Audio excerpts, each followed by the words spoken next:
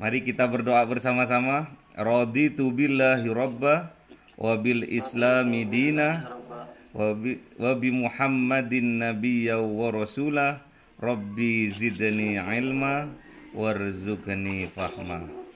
Assalamualaikum warahmatullahi taala wabarakatuh.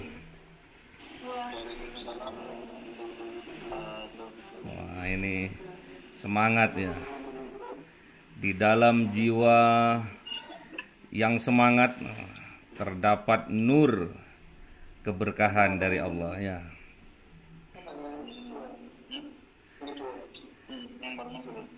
Ini Mas Armed tolong di mute. Mas Armed di mute.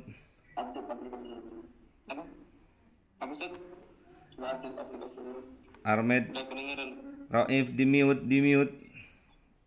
Mic-nya di mute dulu. Baik. Siapa yang mau presentasi hari ini? Kemarin siapa kemarin? Yang mau presentasi tentang studi kelayakan bisnis. Siapa kemarin?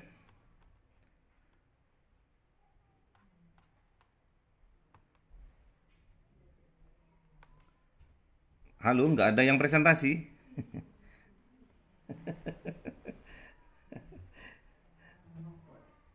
Kemarin siapa? Siapa kemarin? Mas Fathur. Mana Mas Fathur? Belum masuk.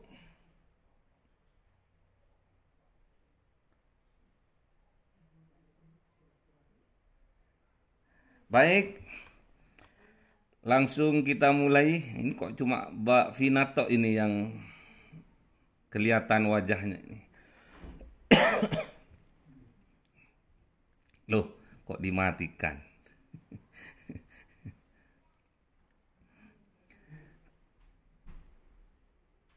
Siapa ini Mas Reza? Siapa Mas Reza kemarin yang mau presentasi?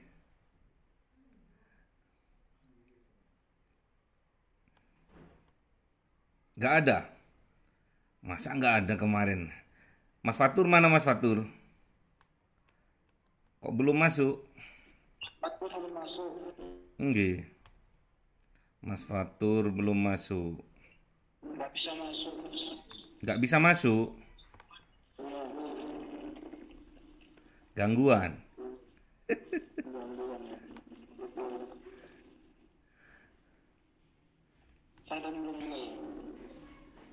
Kemarin siapa? Mas Reza yang mau presentasi? Bukan?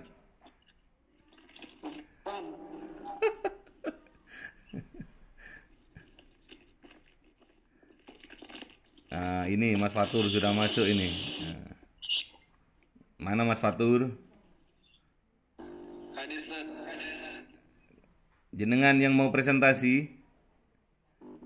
Pak Eko kan, Ustaz? Pak Eko ya? Nggih. Pak Eko mana Pak Eko itu? Udah masuk belum? Pak Eko. Pak Eko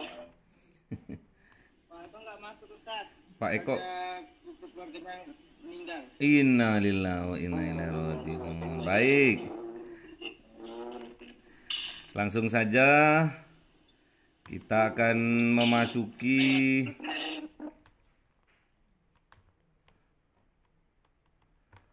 tentang subbab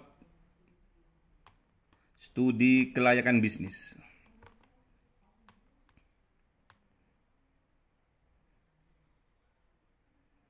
Oke, udah masuk ya. Oke.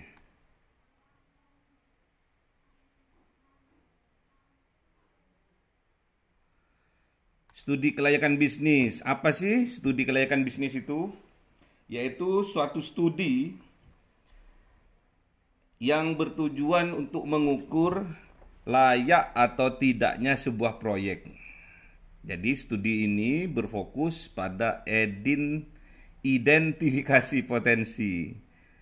Jadi harapannya usaha yang akan kita jalankan nantinya dapat bertahan dan dapat berkembang. Itu namanya studi kelayakan bisnis. Tidak semua orang yang pandai dalam teori bisa mempraktekkan sebuah bisnis. Perlu digarisbawahi ya. Tidak semua orang yang pandai dalam teori bisnis bisa menjalankan bisnisnya. Jadi jangan kira orang yang pandai berbicara, orang yang pandai mengutarakan kata-kata itu bisa menjalankan bisnisnya. Belum tentu. Ada sebuah profesor yang ada di Malang Raya. Profesor memang studinya beliau dalam studi kelayakan bisnis, dalam manajemen bisnis.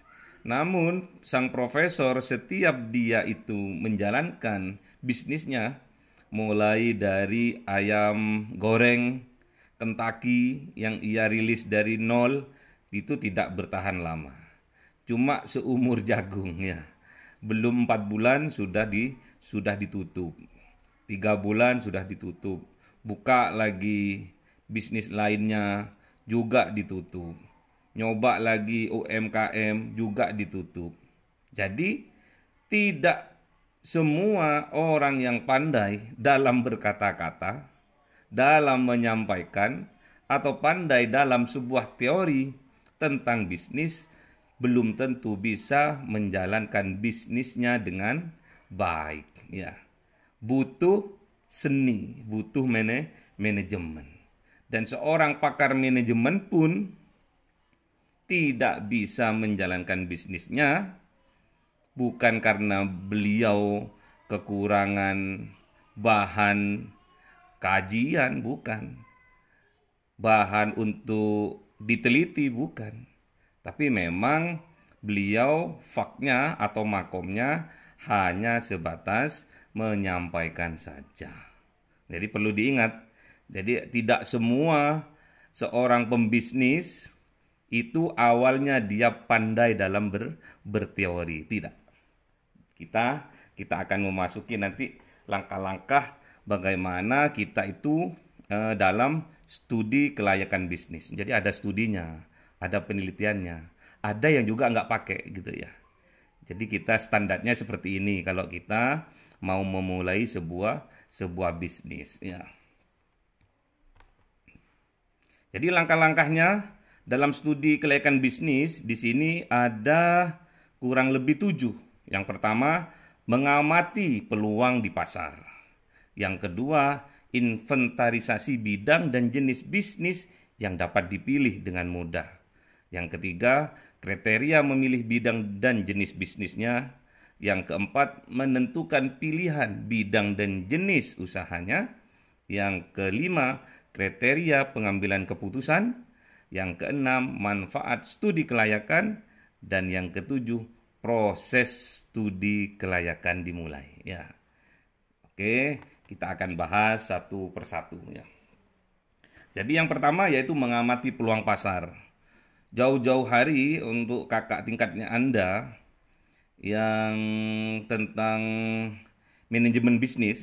Kemarin yang semester 3 mungkin sekarang itu Ustadz telah menyampaikan tentang materi studi kelayakan bisnis juga, tapi bukan berkaitan dengan syariah. Jadi kemarin kakak tingkat Anda yang sekarang semester 3 sudah mendapatkan manajemen bisnis. Manajemen bisnis saja, tidak ada syariahnya. Apa yang harus pertama kita lakukan? Mengamati peluang pasar. Nah, mengamati peluang pasar ini nggak harus nggak harus kita itu saklek, melotot mengamati. Setiap kita bepergian, travel kemana saja, kemarin juga Ustadz sudah sampaikan, travel kemana saja, memijakkan kaki di mana saja, pasti di situ ada peluang bisnis yang perlu kita gali, pasti ada. Misalkan di tetangga desa kita kekurangan beras, karena memang hasil pertanian padinya mungkin rusak, dimakan hama mungkin. Sedangkan di desa kita itu berlebihan tentang pertanian padinya misalkan, gabahnya banyak misalkan, dan panennya sukses misalkan seperti itu. Itu peluang bisnis bagi kita untuk mensupport tetangga desa sebelah seperti itu. Jadi peluang bisnis itu bisa dilihat dari produk yang dibutuhkan di masyarakat pada saat itu, juga bisa dilihat dari lokasinya. Jadi lokasi itu kalau sudah terkenal ya, lokasi itu nggak begitu penting ya. Seorang pedagang rujak cingur yang sudah menasional, ini, walaupun dia awalnya di pinggir jalan, namun suatu saat karena dia sudah sepuh, pingin pindah di dekat rumahnya yang masuk gang dan jauh, terus lahan parkirnya juga jauh, tapi kalau sudah terkenal dan mempunyai merek, nah mempunyai merek, punya citra dia bahwa rujaknya Bu Siti misalkan memang enak dan perlu direkomendasikan, why not? Walaupun masuk gang-gang tetap dijalani. Apalagi sekarang dipermudah dengan adanya ojek online, adanya Grab online, itu sangat-sangat berpengaruh sekali. Makanya produk yang dibutuhkan oleh masyarakat, yang kedua adalah lahan atau tempat di mana kita memulai bisnis kita atau di mana kita akan berbisnis. Yang kedua, investasi bidang dan jenis bisnis yang dapat dipilih. Banyak bisnis-bisnis yang sesuai dengan kebutuhan masyarakat sekitar. Misalkan masyarakat sekitar di situ jarang transportasi misalkan karena ada di mana itu? Di Kalimantan Barat. Di Kalimantan Barat misalkan di mana itu? Di Buaya Putih, mana ya itu? Ya Mbak Vina, yang sulit transportasi. Misalkan di situ memang sulit diadakan misalkan helikopter misalkan. Helikopter untuk masyarakat misalkan, nggak masalah. Kalau memang itu mencukupi ya, memadai ya. Dan yang kedua, misalkan di desa sebelah, misalkan kemarin kejadian di Jawa Timur, tepatnya di Lumajang, ada Gunung Semeru misalkan yang meletus, dan abu panasnya itu merusak semua agrobisnis yang ada di sana misalkan, kita support ke sana. Terus juga karena jembatannya juga putus di sana juga kita support dalam transportasinya. Banyak peluang yang harus kita jeli untuk melihatnya. Yang pertama, di sini ada agribisnis. Agribisnis ada sayur-sayuran, ada buah-buahan. Kalau yang Ustadz tahu, kalau di Malang itu yang terkenal adalah apel ya. Apel Batu Malang. Nah, itu terkenal. Kalau di luar pulau kayaknya sulit kalau apel itu tumbuh. Terus yang kedua, akomodasi misalkan seperti hotel, seperti wisma, rumah kos misalkan ada di Kota Malang. Itu banyak, walaupun jauh dari pemukiman, misalkan ada kampusnya yang baru bangun misalkan. Seperti UIN bangun kampus 3 di desa terpencil. Kita harus jeli, pasti yang namanya kampus UIN di Malang walaupun itu masuk ke desa-desa, kita harus jeli, jadikan itu sebuah bisnis baru yang harus kita jeli melihatnya. Terus ada juga transportasi.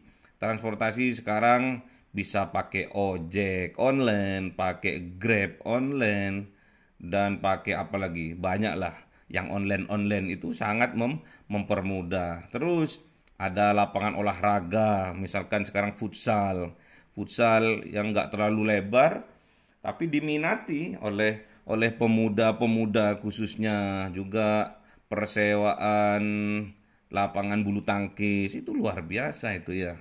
Terus ada juga perbengkelan, bengkel, semakin banyak mobil, semakin banyak sepeda motor yang tiap bulan pastinya biasanya itu akan servis ya, tune up minimal, ganti oli, biasanya seperti itu. Jadi harus jeli kita itu. Mana yang harus kita pilih? Apa kuliner, apa perbengkelan, apa jasa transportasi, atau jasa konstruksi bangunan, atau juga ada properti perumahan, banyak banyak hal yang harus kita jeli dalam memilih ya. Terus ini kriteria memilih bidang dan jenis bisnisnya. Jadi ada produk jasa yang akan dipasarkan harus benar-benar dibutuhkan oleh masyarakat. Misalkan kita itu berbisnis beras, berbisnis sembako misalkan di daerah yang jauh atau daerah yang sangat tandus, misalkan di sana tidak bisa tidak bisa bercocok tanam atau bertani atau menanam padi, tidak bisa. Kita harus jeli, oh di sini kekurangan pangan. Kita kalau mau berbisnis ke sana, bisnis beras saja, mulai dari kualitas yang sederhana, yang middle sampai yang high. Harus kita pandai seperti itu. Harus pandai dalam memilih. Terus bahan baku. Bahan baku memang kalau kita jauh dari bahan baku nanti sulit. Tatkala banyak permintaan, bahan bakunya nggak ada, itu menjadi kelangkaan nantinya ya.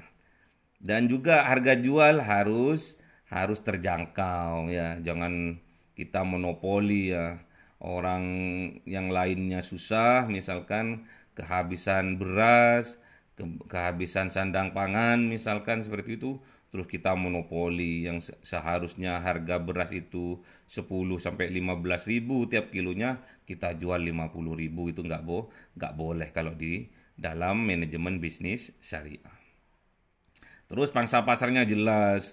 Kalau pangsa pasarnya beras ya jangan dimasukin apel ya, nggak laku nanti ya. Salah masuk. Sampean mau beli buah apel, sampean masuk ke toko elektronik ya ditertawain ya. Jadi kita harus jelas melihat pangsa pasar. Terus usaha yang dipilih bisa dimulai dari yang tidak terlalu besar, dari 100 ribu, dari 200 ribu, 500 sampai 1 juta misalkan, jadi modal awal dalam kita berbisnis. Apa contohnya? Kalau modal 100 ribu itu kita berbisnis apa? Pulsa misalkan seperti itu ya. Atau snack yang harganya 500-an, 1000-an, kita jual, kita bati cuma 100 rupiah misalkan, nggak masalah. Yang penting kita perputaran awalnya cepat, itu sangat menguntungkan ya. Terus menentukan pilihan bidang dan jenis usahanya. Setelah kita itu menginventarisasi beberapa bidang dan jenis usaha yang bisa dipilih, memahami kriteria yang dapat dijadikan acuan untuk menentukan pilihan, langkah selanjutnya yang harus dilakukan oleh seorang pemimpin atau seorang pembisnis syariah adalah melakukan pilihan bidang dan jenis usaha yang mana yang layak atau yang menguntungkan untuk dipilih. Jadi ada sekitar 5 cara, 5 alat untuk menganalisis bahwa ini layak enggak sih bisnis ini untuk kita lakukan. Yang pertama, trial and error. Trial and error ini pernah dibuktikan oleh pemilik KFC. Ada yang tahu? Nama pemilik KFC ada yang tahu? Halo?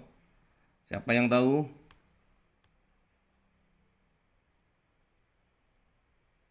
Gak ada yang tahu? Purnawirawan tentara ya, coba nanti dicari ya. Nanti dicari, itu beliau awal dari mengelola KFC-nya itu, dia tawarkan ke restoran, dia tawarkan ke warung-warung waktu itu. Nggak ada yang mau, ditolak, dirubah lagi resepnya, ditolak lagi. Terus sekitar kurang lebih 1.000 kali katanya. 1.000 kali uji coba dalam bumbu meracik daging ayam itu.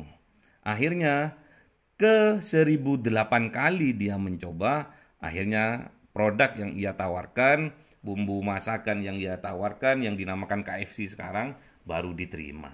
Terus berkembang, trial and error, mencoba, error lagi, mencoba lagi, error lagi, mencoba lagi, terus seperti itu ya. Itu nggak butuh alat analisis kalau coba. Gagal, coba lagi, jatuh, coba lagi gitu ya.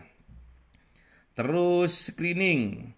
Screening ini nggak terlalu jelimet juga. Yang penting ada pangsa pasar, dekat dengan bahan bakunya, transportasinya mudah untuk dilalui, itu udah cukup. Udah cukup untuk dijadikan alat analisis, oh ini layak. Kalau kita bahan bakunya mudah, misalkan sampean mau buat apa? Mau buat ini loh, jemblem.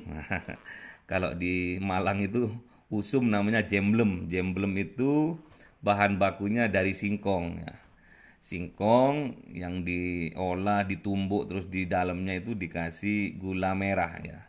Itu namanya jemblem. Itu laris pol ya. Warungnya bukanya itu jam 7, jam 10 sudah habis gitu. Jemblem. Satu gerobak itu habis kalau di Malang ya. Ada juga yang singkong goreng. Singkong goreng juga seperti itu. Cuma di bumbu kunir apa gitu ya. Sedep gitu, habis itu sama. Bukanya pagi, jam 10 udah habis ya. Ada juga alat analisis. Ini kita sudah masuk ke alatnya ya. Alat analisisnya ada yang SWOT. SWOT, siapa yang tahu SWOT? Ada yang tahu? SWOT gitu loh. Ada yang tahu? SWOT, apa? SWOT. Apa itu kepanjangan dari SWOT? Apa aja? Ayo yang tahu silakan. SWOT.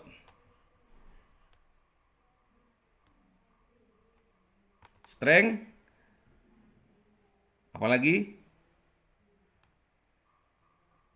Gak ada yang tahu? Waduh. Masa gak dia witness, opportunity, T-nya? Tris. Hah? Apa? Trisat. Apa tris itu? Nggak tahu bahasa Inggris tadi.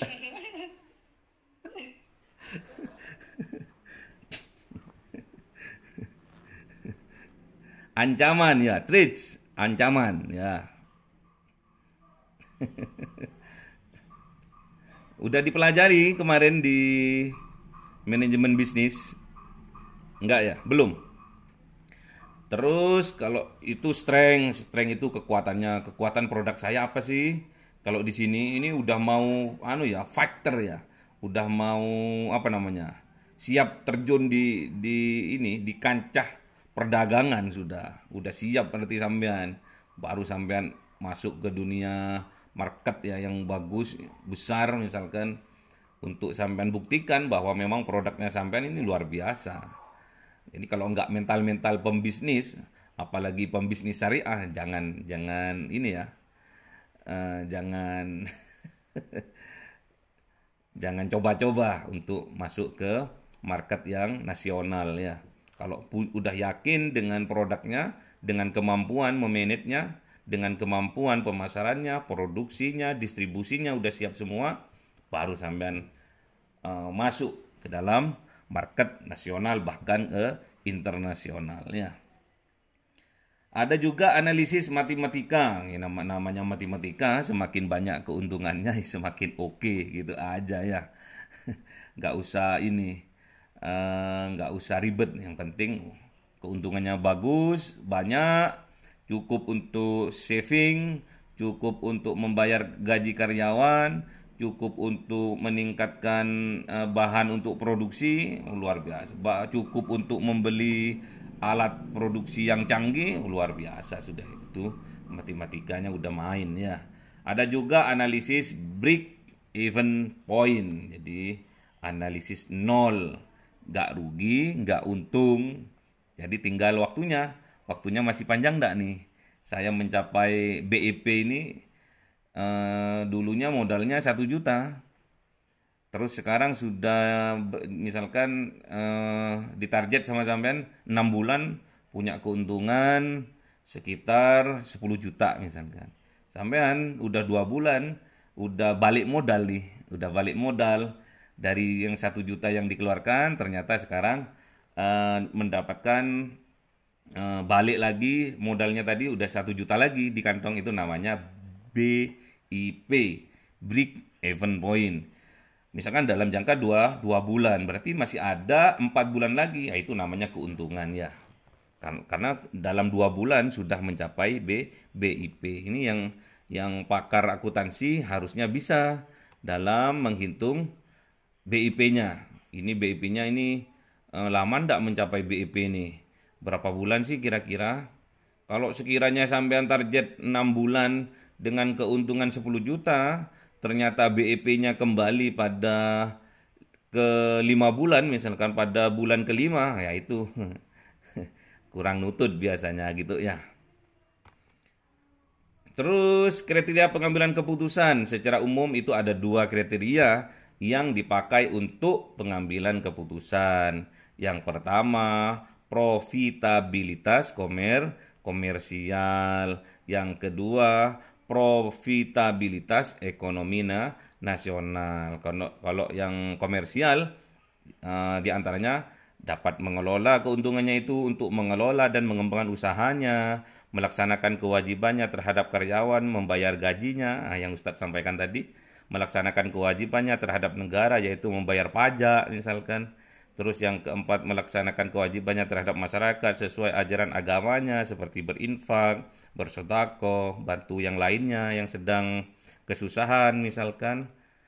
Ada juga profitabilitas ekonomi nasional. Nah, ini jangkanya udah menasional dengan Anda membuka lapangan pekerjaan, membuka bisnis baru, satu dapat menyerap tenaga kerja. Jadi semakin hebat sampean, semakin hebat Anda dengan bisa mengembangkan bisnis Anda ke rancah nasional bahkan internasional, satu pastinya akan menyerap tenaga kerja dan akan mengurangi pengangguran di Indonesia. Itu luar biasa ya. Jasanya sampean luar biasa.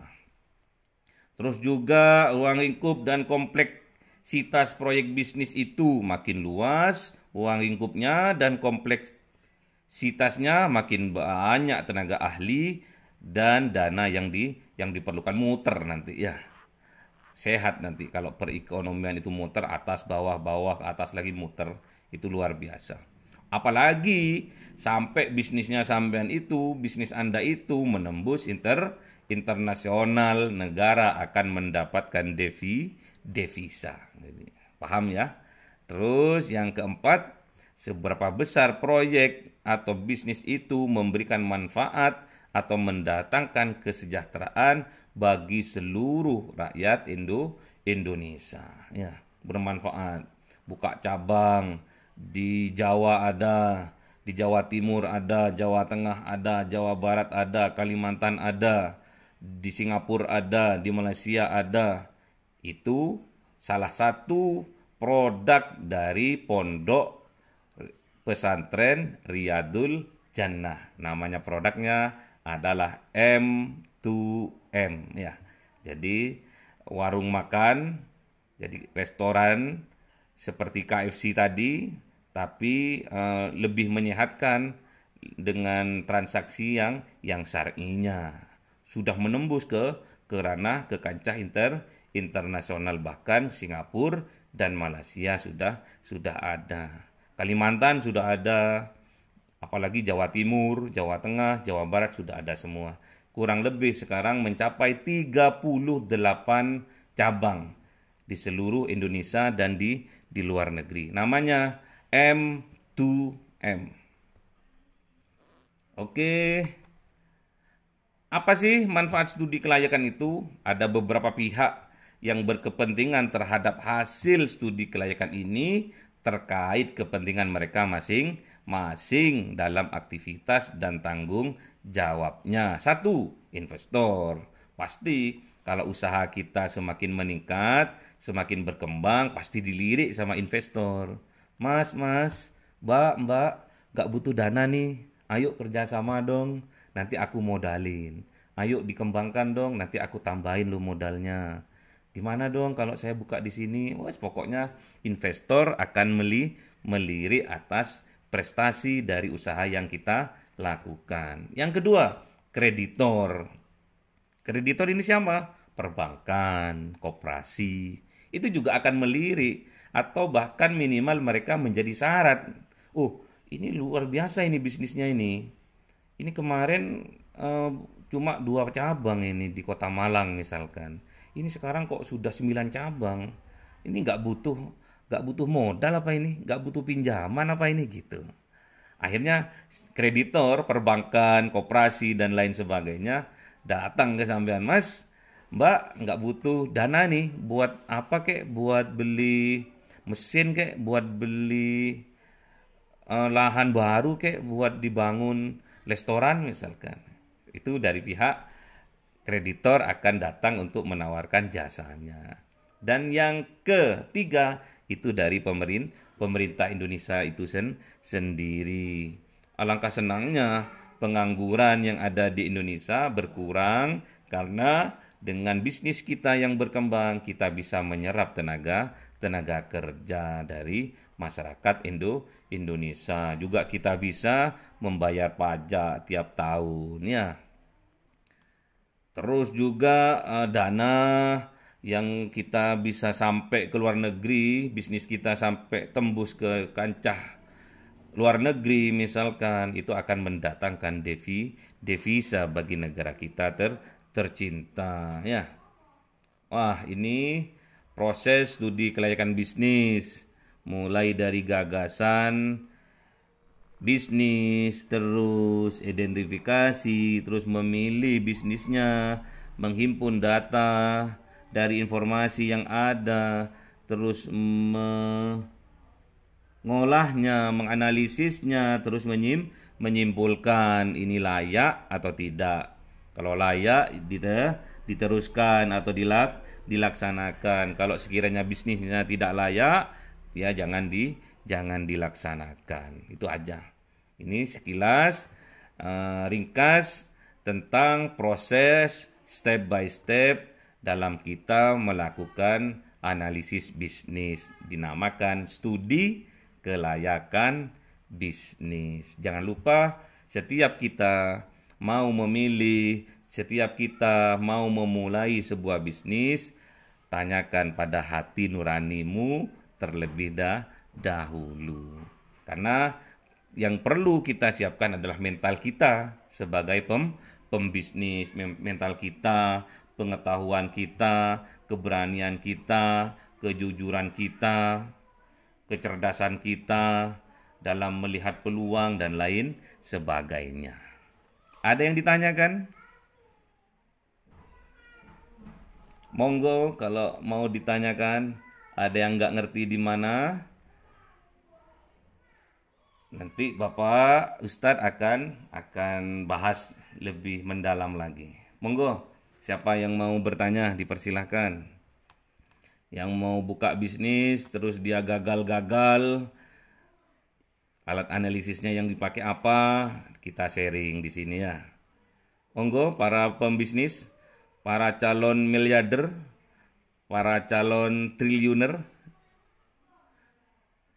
untuk bisa sharing dalam manajemen bisnis syariah subbab tentang studi kelayakan bisnis.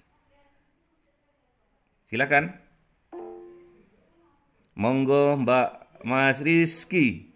Monggo Mas. Di open. Assalamualaikum Ustaz. Waalaikumsalam. Monggo. Saya mau nanya Ustaz, cuman agak keluar dari materi Ustaz. Monggo. Itu saat saya kan pedagang saat. Pedagang apa? Apa yang harus saya lakukan? Pedagang anak SD saat. Apa itu? Cilok, Jual gorengan gitu saat. gorengan. Yes. Oh, es, monggo. Yang dicelupkan ke coklat itu. Ya ada juga saat. Oke. Bagus. Gimana? Saat saya mau nanya saat. Mm-mm. Apa yang harus saya lakukan pada saat ini kan barang-barang ini pada naik semua saat. Mm-mm.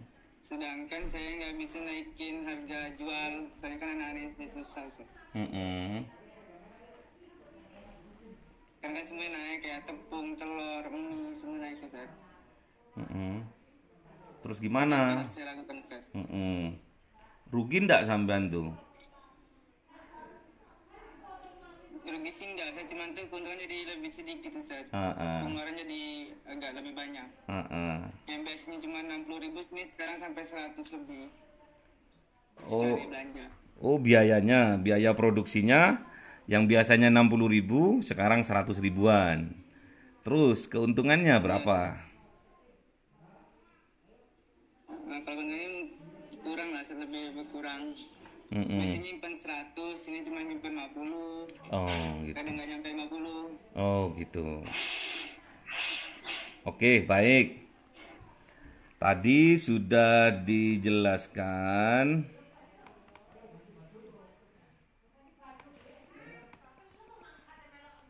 ada juga tadi itu bisa ini ya. Kita yang pertama harus bersabar ya, karena sampean sudah memulai bisnisnya ini sudah jauh-jauh hari gitu kan ya. Ya Mas Rizky, Ya Ustaz. udah lama kan? Semester. Udah 1 semester. Udah. Udah 6 bulan lah ya, udah 6 bulan Anda itu memulai bisnisnya dan setiap bulan, setiap hari bisa menabung kurang lebih 100 gitu ya. 100 Ya Ustaz. tiap hari. Sekarang nabungnya separuhnya gitu ya. Ya Ustaz. Oke, baik. Sama kemarin seperti ini.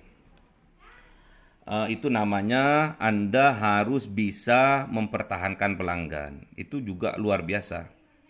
Cocok hal ini harus Anda lakukan, mempertahankan pelanggan. Jadi bagaimana pelanggan tetap loyal terhadap Anda dalam masa-masa sulit, misalkan seperti kemarin.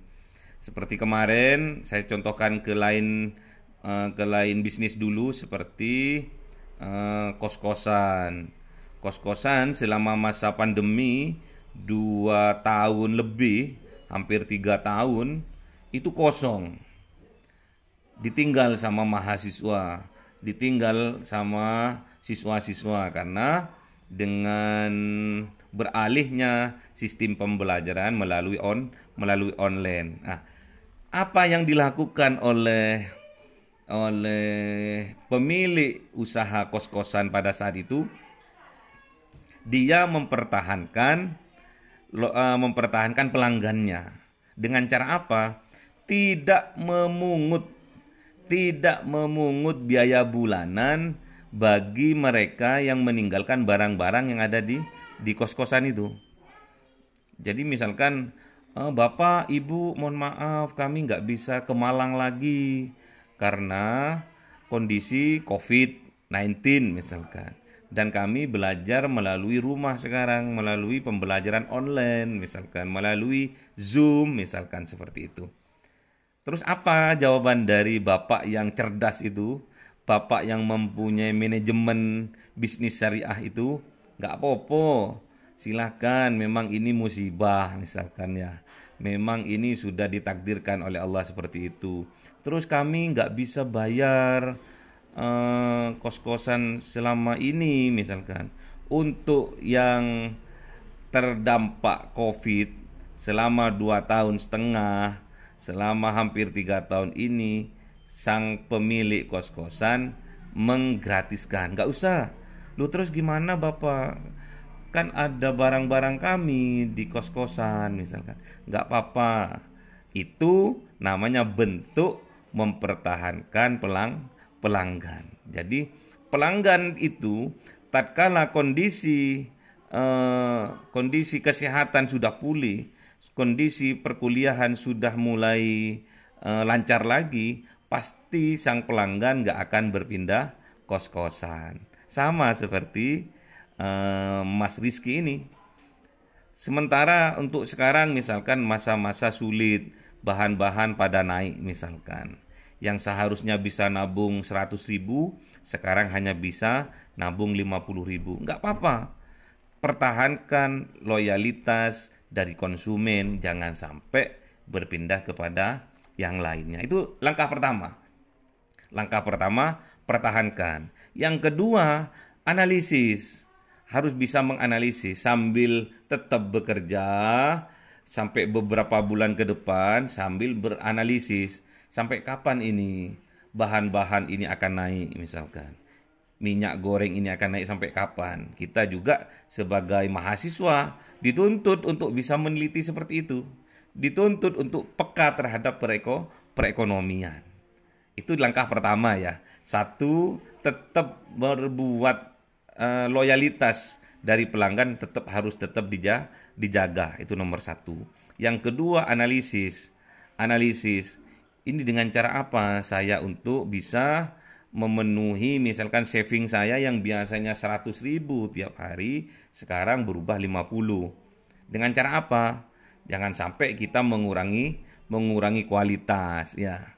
Mengurangi kualitas yang biasanya gulanya 1 sendok dikurangi menjadi 1/4 misalnya, nggak boleh ya. Cari cara bagaimana kualitas yang Anda lakukan itu, yang Anda produksi itu jangan sampai berkurang. Dengan cara apa? Dengan cara misalkan biasanya dicelupkan ke coklat misalkan, itu dicelupkan ke stroberi misalkan. Alih-alih apa namanya ya? Coba produk baru gitu. Yang itu memang nggak mengurangi kualitas dari produk yang baru misalkan. Memang produk yang baru yang Anda tawarkan memang produksinya lebih rendah misalkan. Yang seharusnya pakai gula 1 sendok, ini 1/2 sendok udah cukup. Itu caranya untuk tetap eksis bisa menabung 100.000 tiap hari. Pertahankan pelanggan dan gunakan analisisnya supaya agar kita tetap bisa saving 100.000 tiap hari. Seperti itu. Paham enggak ini Mas Rizky ini? Mas Rizky? Paham, Ustaz. Paham. Jadi coba menu baru maksudnya. Menu baru yang awalnya rasa coklat, Anda rubah ke strawberry misalkan seperti itu. Namanya trial and error. Enggak apa-apa. Silakan. Ada juga alat analisisnya, ada screening. Yang penting anak-anak suka. Enggak apa-apa, suka kok. Suka kok, tetap kok. Walaupun diganti rasa, misalkan ada rasa duren misalkan. Memang pemanisnya sudah harum, sudah manis, tapi ditambahin sedikit gula, misalkan seperti itu. Itu luar biasa. Terus ini adat analisisnya di sini ada 5 ya. Tapi yang sangat mudah untuk dilakukan adalah trial and error. Coba sekarang, buat sekarang, nggak cocok, buat lagi apa. Adik-adik misalkan boleh kita feedback dari pelanggan kita, dari adik-adik SD kita misalkan, adik misalkan rasa duren mau ndak ya, besok abang mau produksi yang rasa duren misalkan. Gak apa-apa ngasih pertanyaan pada pelanggan. Intinya kita harus bisa mempertahankan pelanggan, itu ya. Bagaimana pelanggan tidak lari dari kita. Ayo, ada yang mau ditanyakan lagi? Dipersilakan.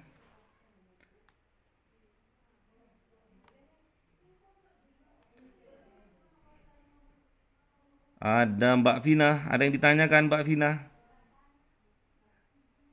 Belum, Ustaz. Oh, belum. Ada Mas Fajar Nurholis. Halo, Halo Ustaz, ada yang ditanyakan? nggak ada Ustaz. Nggak ada. Ada Ahmad Munadi. Ahmad Munadi. Ini sekalian saya absen ya. Ahmad Munadi.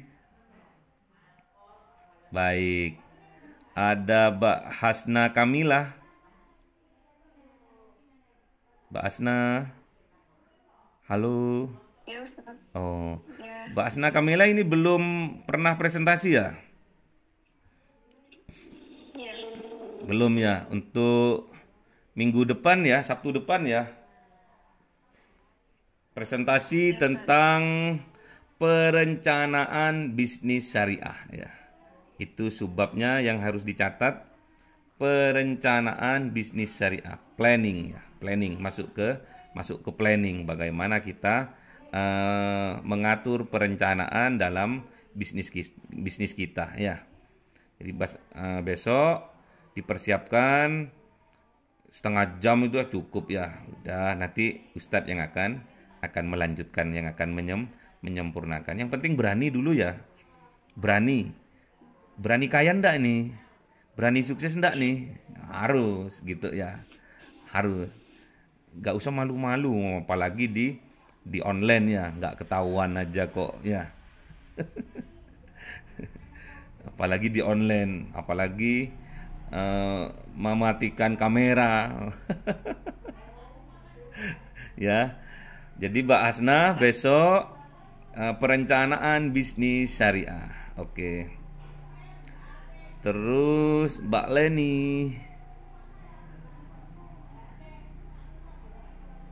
Mbak Leni ada?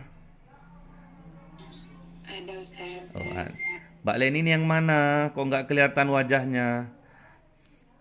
Mematikan. Mbak Nabil Imdadillah. Yang mana? Mbak Nabil.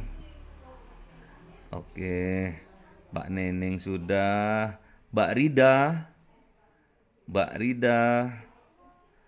Where are you? Ya. Yang mana? Wajahnya pingin tahu dong. Mbak siapa nih? Oke. Mbak siapa ini? Rizfiansah Reza. Yang mana ini Mas? Mas Reza. Oke. Mbak Reza. Oke, Mas Reza sudah, Mas Rizky sudah, Mbak Vina Arindi sudah. Baik. Baik, kalau nggak ada pertanyaan, kita berdoa kepada Allah semoga apa yang disampaikan, pelajaran yang disampaikan hari ini menjadikan ilmu yang bermanfaat bagi kita agar kita bisa sukses dunianya, juga bisa sukses akhiratnya. Kita tutup dengan kafaratul majlis. Subhanakallahumma wa bihamdika asyhadu an la ilaha illa anta astaghfiruka wa atubu ilaik. Assalamualaikum warahmatullahi taala wabarakatuh.